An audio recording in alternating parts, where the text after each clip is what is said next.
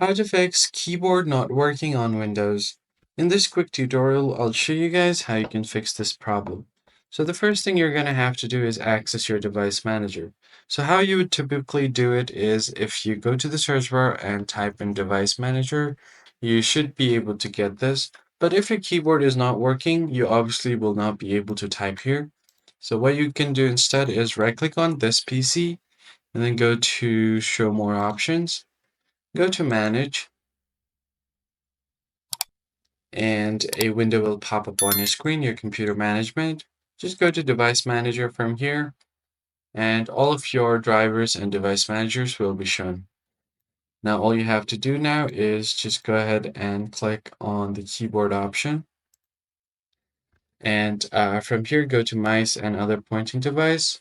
But if you have a separate driver for keyboard, you could do that as well.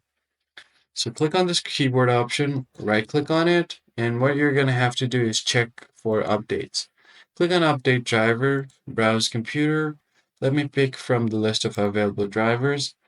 And if you have any other drivers other than this, select the latest one and then click on Next. Now it will automatically install the driver and the driver will be successfully updated.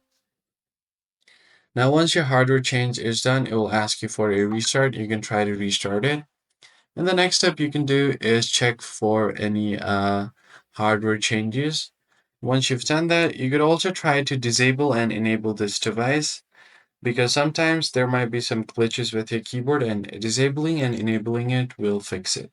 Then just quickly restart your PC from here and you should be good to go.